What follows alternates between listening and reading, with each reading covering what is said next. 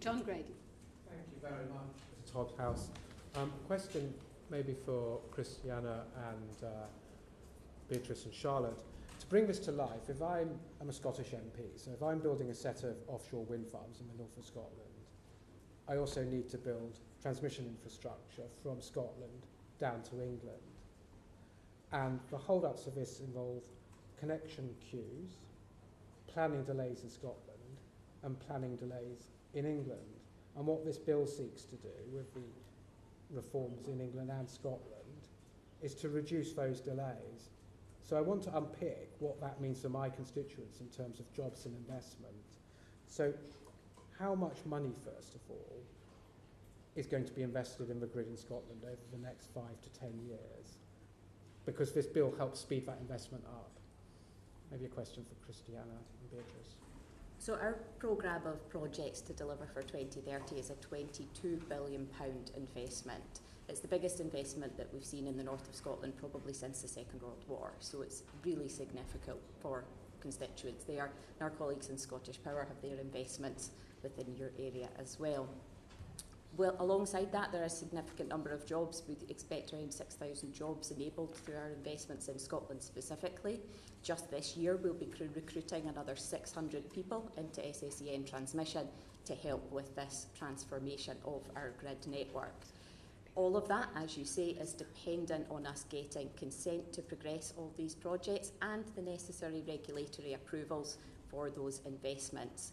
We've been working very closely with Government and Ofgem on the reforms, and we believe that the proposals put forward in the bill will take us forward in that regard.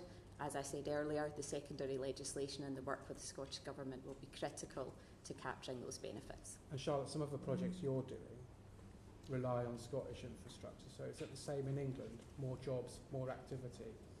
Yes, more jobs, more activity. I think picking up on the point around consenting, we have similar challenges, but different in England and Wales, as you note, and this bill does look to streamline the NSIP regime, and that's incredibly important for us at National Grid. We're very supportive of the measures in the bill, and there's 3 in particular that I'd like to just name check as helping us to accelerate the projects that we need to move that power around, as we've been discussing.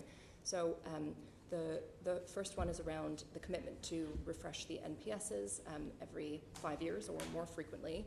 Really welcome that because it's incredibly important we have policy stability for our projects. I would just caution that we don't update them so frequently that that the policy sort of landscape moves, but 5 years feels like the right cadence for refreshing those.